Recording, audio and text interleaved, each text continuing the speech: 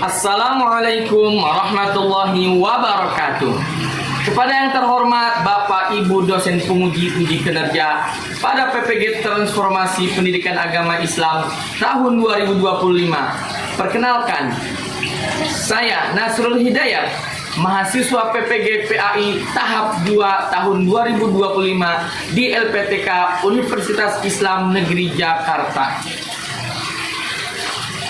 Dengan NIM 4250014 pada hari ini Jumat tanggal 10 Oktober 2025 saya akan melaksanakan uji kinerja di SDN Kalideres 06 pagi kelas 5 dengan materi Surah Al-Ma'un. Assalamualaikum warahmatullahi wabarakatuh.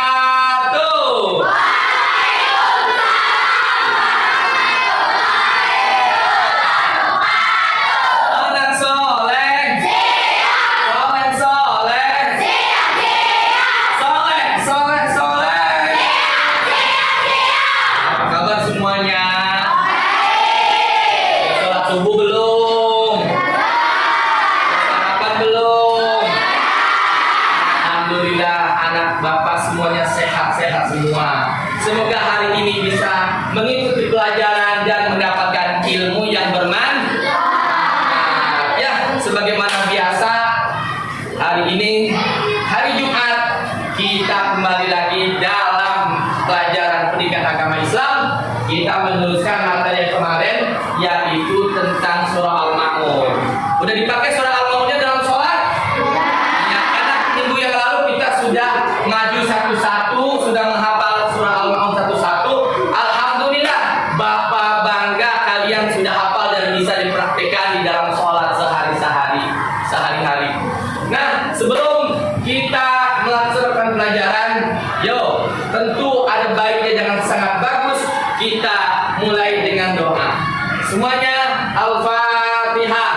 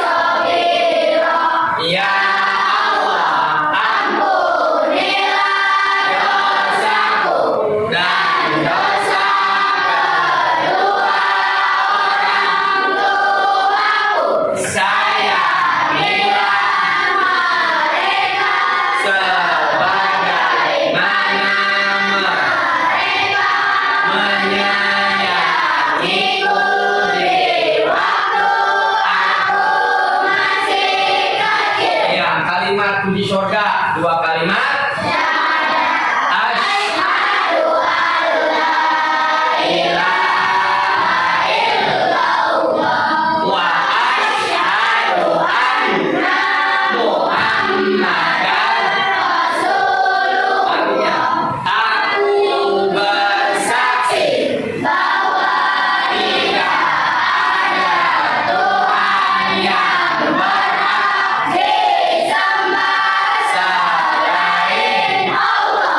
Dan aku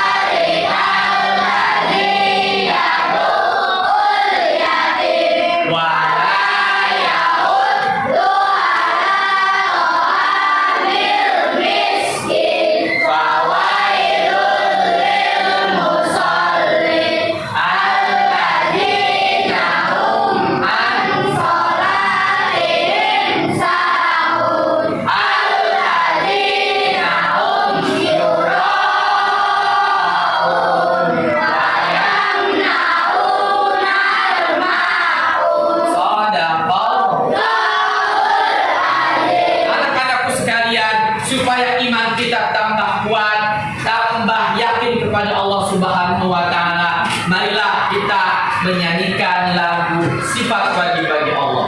1, 2, 3. Allahu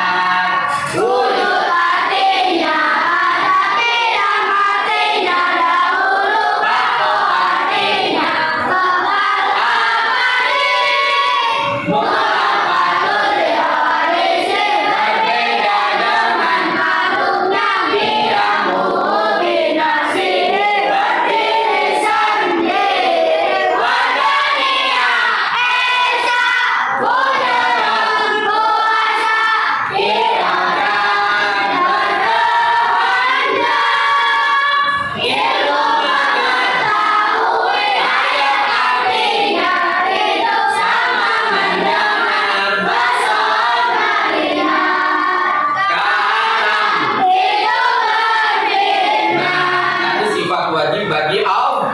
Kita ulang-ulang supaya kita semakin yakin, semakin percaya kepada yang kedua, kepada Nabi Muhammad. Kita kenal belum Nabi Muhammad? Nah, supaya kita semakin cinta kepada Nabi Muhammad, selalu kita ulang-ulang biografi singkatnya Nabi Muhammad. 1, 2, 3. Nabi Muhammad.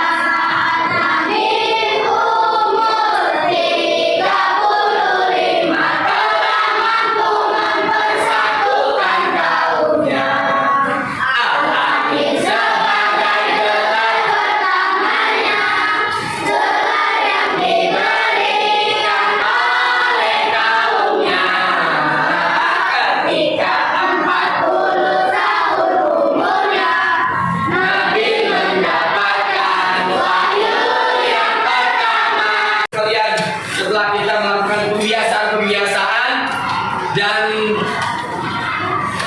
mengabsen hari ini, sebelum kita Bapak memulai pelajaran, kita absen dulu. Ya, tak kenal maka tak sayang. Biar sayang harus kan? Nah,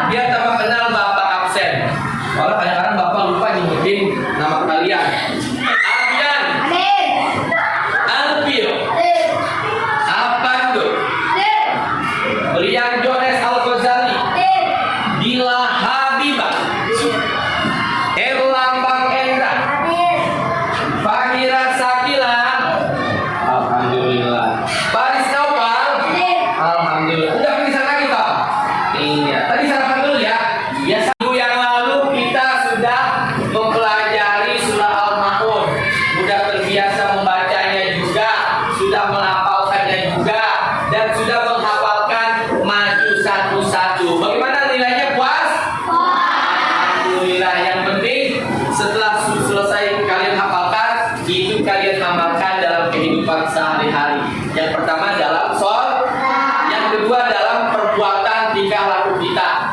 Kalau untuk mengamalkan dalam kehidupan kita dalam perbuatan, kita harus belajar dulu tuh tujuan yang kelima, menjelaskan isi pokok kandungan surah Al-Ma'un. Udah tahu Al-Ma'un penjelasannya? Siapa yang pernah mendengar istilah anak yatim? Ayo, ada yang kenal nggak? Oh Pak, si Anu bapaknya meninggal, berarti dia jadi anak yatim ya? Betul nggak begitu? Iya, pernah mendengar? Teman kalian ada nggak yang yatim? Tetangga? Sering nggak? Ada istilah anak yatim, ada istilah orang miskin. Ya, nanti kita bahas satu persatu orang miskin, anak yatim, dan menghubungkan isi pokok surah Al-Ma'un dengan kehidupan kita sehari-hari. Supaya apa? Supaya kita bisa mengamalkan isi surah Al-Ma'un. Ya. Untuk lebih jelasnya, kita lihat Bapak mau buka tayangan slide BPT Bapak mengenai Al-Ma'un berikut ini. Al-Ma'un ada di materi pertama di semester pertama. Ya. Nah, untuk mendapatkan keberkahan yang lebih, Al-Quran walaupun diulang-ulang tidak membosankan. Bahkan Al-Quran diulang-ulang semakin lezat, semakin bertambah, bertinggi derajat kita di akhirat nanti. Ya, kita ulang lagi supaya tambah lancar, tambah berkah, dan tambah pahala. 1, 2, 3.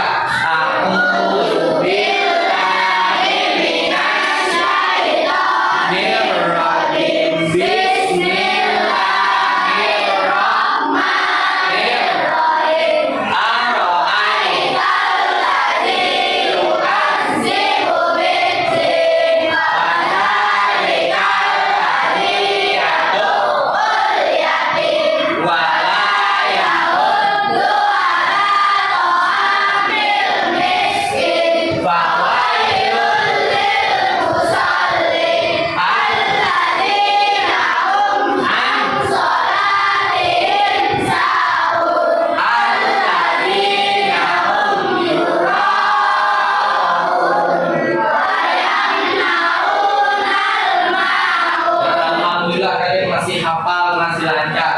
Sebelum Bapak menjelaskan isi kandungan, kita ketahui dulu maknanya. Ya, karena Al-Quran itu berbahasa Arab. Untuk bisa kita pahami, kita bisa amalkan, kita harus tahu dulu artinya. Yuk, dibaca sama-sama. Terjemah surah Al-Ma'un. 1. Orang yang mendustakan agama. 2. Itulah orang yang memarahi anak yatim. 3. Dan tidak menganjurkan memberikan orang miskin. 4. Orang yang sholat. 5. Yaitu orang-orang yang lalai dalam sholat. 6. Orang-orang yang berbuat ria. 7. Dan enggan memberi bantuan. Iya, terima kasih Bapak ucapkan. Ya, anak-anakku sekalian, dari terjemah surah Al-Ma'un di papan itu ada yang mau bertanya? Ya Pak. Oh, siapa dulu? Ya. Siapa namamu? Apa? Ya, apa yang bertanyain? Pak, di ayat keempat disebutkan celakalah orang yang sholat. Pertanyaan saya, Ya. kenapa orang sholat bisa celaka? Oh,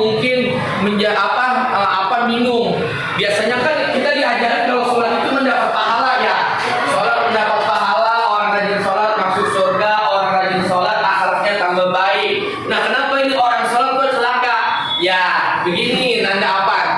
Orang yang sholat itu kan macam-macam ya. Ya, ada yang rajin sholat, ada yang males-malesan, ada yang sholatnya di awal waktu, ada yang sholatnya di tengah waktu, dan ada yang sholatnya di akhir waktu, dan juga ada yang main-main, tak sholat, tak enggak, tak sholat, tak enggak. Ada yang sholatnya maghrib doang. Ya, pernah lihat nggak orang kalau sholat maghrib rame? Iya, rame 10 sok, 12 sok. Tapi kalau sholat isya dan sholat subuh pasti tinggal sedikit. 2 saf, apalagi sholat subuh ya, cuma 1 saf 1 baris. Terus tadi siapa yang mau bertanya lagi? Iya, apa saya? Itu yang orang-orang yang Iya, mungkin pikiran. Oh, yang ditanyakan Alfio dia itu apa? Mungkin selama ini yang diketahui Rio Alfio, Ria itu artinya ibu Ria. Ada yang namanya Ria Susanti ya. Tapi Ria di sini bukan nama orang ya, anak-anak. Nanti lebih lanjutnya Bapak terangkan, Bapak jawab di pembahasan berikutnya. Oke?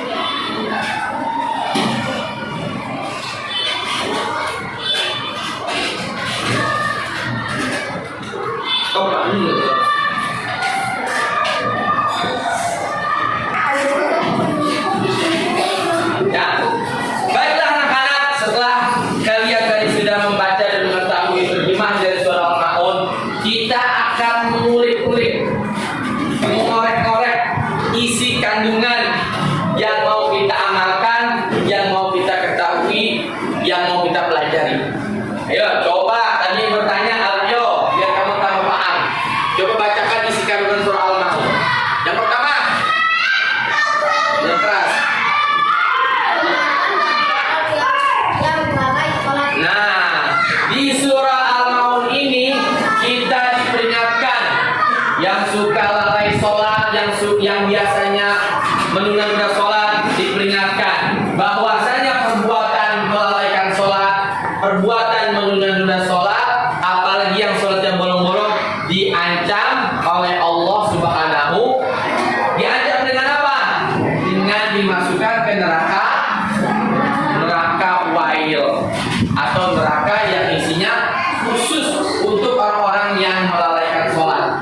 Apalagi anak-anakku sekalian nih, udah kelas 5, umur 11, yang umur 11 angkat tangan, yang umur 12 angkat tangan.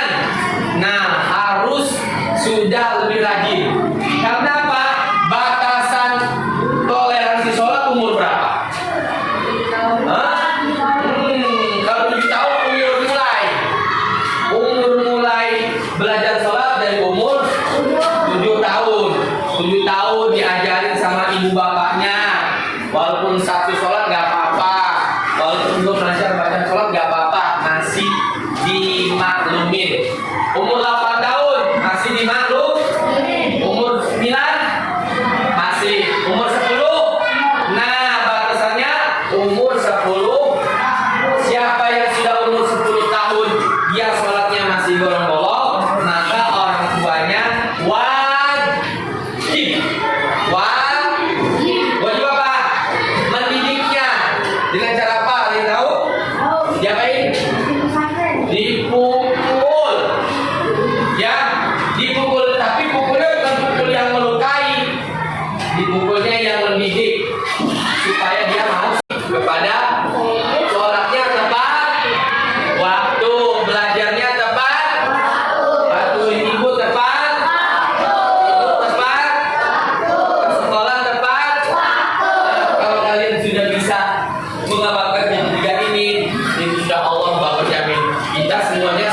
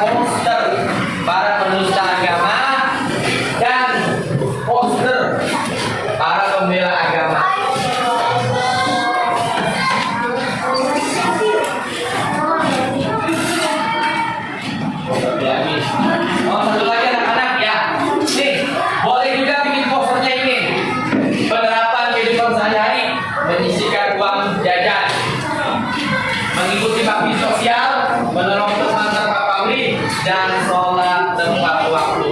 Ya.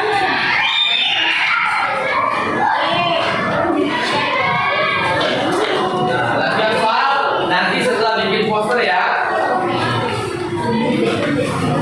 Terima kasih. Alhamdulillah.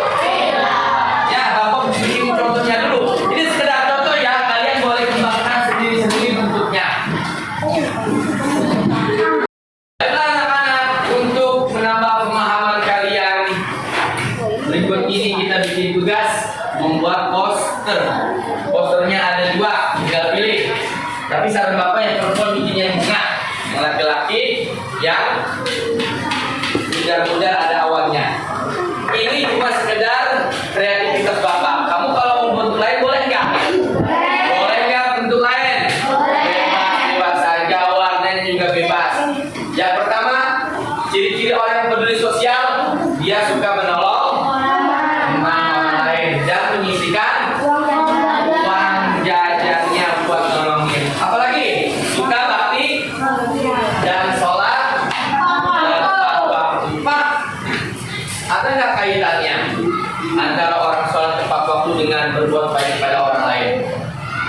Yo, yang tahu dapat hadiah. Kalau nggak tahu berarti buat PR minggu depan. Kok bisa ada hubungannya sholat tepat waktu dengan peduli sosial? Ya, kalian tahu? Kalau tidak tahu berarti buat PR minggu depan. PR-nya 1. Ya. Untuk yang perempuan, membuat poster nilai-nilai surah Al-Maun. Nilai-nilai yang terkandung yang pertama apa? Disiplin. Disiplin terutama disiplin sholat. Nah, yang kedua ikhlas. Yang ketiga kepedulian sosial. Ini kurang hak ya. Kelas. Ya. Bapak kasih waktu berapa menit nih? Iya, Bapak kasih waktu 30 menit untuk mengerjakan sebagus mungkin, diwarnai dengan seindah mungkin.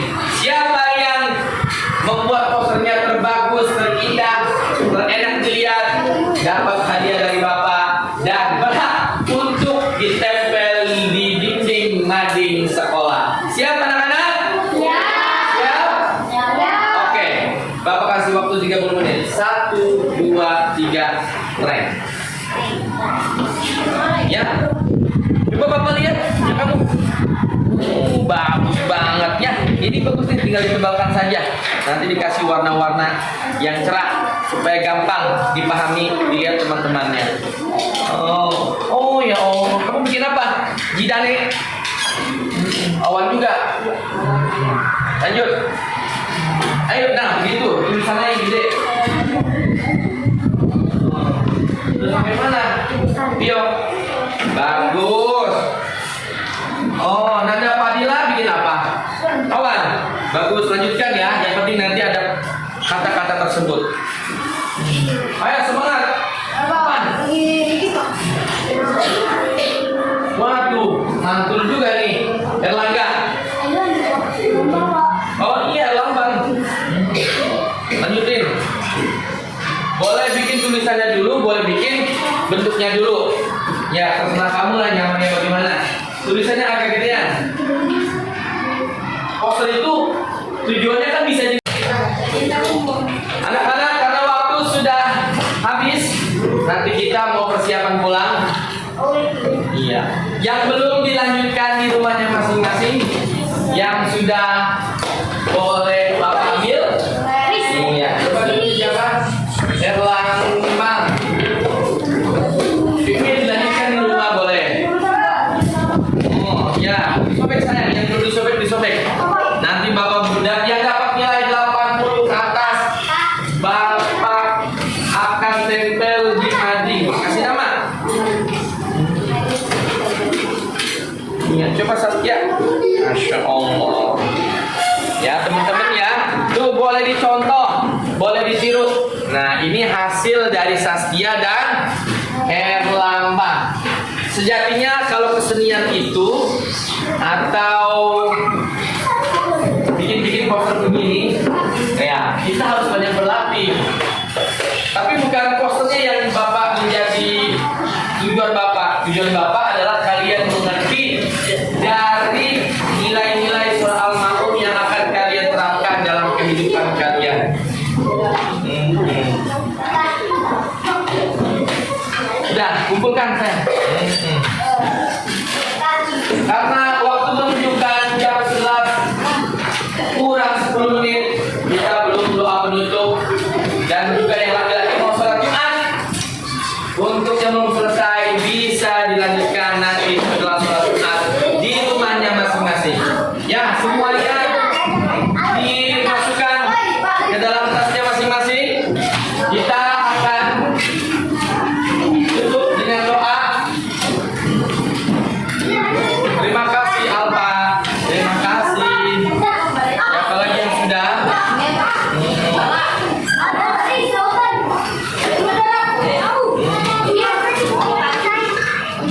Terima kasih Abian.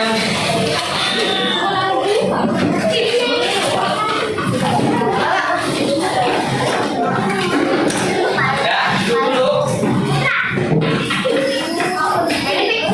Siapkan peralatannya, jangan sampai ada yang tertinggal.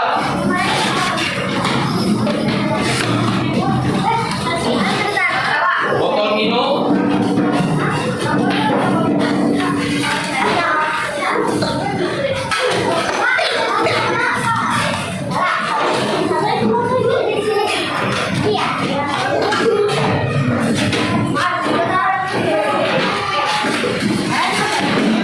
Ini jadi putih. Nah, siap? Iya. Baiklah anak-anak sekalian, Bapak ucapkan terima kasih atas kehadiran kalian pada hari ini dan juga hasil dari karya kalian membuat poster mengenai isi kandungan surah Al-Ma'un. Semoga apa yang kalian buat dan kalian pelajari dapat kalian laksanakan dalam kehidupan kalian sehari-hari. Terutama masalah sholat, kita rajin sholat. Yang kedua, kita peduli kepada anak yatim dan orang miskin. Lebih-lebih kalau yatim dan miskin itu adalah teman kita dan tetangga kita. Yang ketiga, kita mau membantu kepada sesama. Walaupun cuma sekadar meminjamkan pensil, meminjamkan penggaris dan penghapus, itu bagian kita peduli kepada sesama. Yuk, pimpin doa untuk penutup sebelum pulang.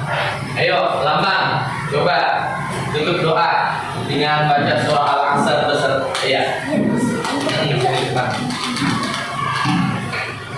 Isi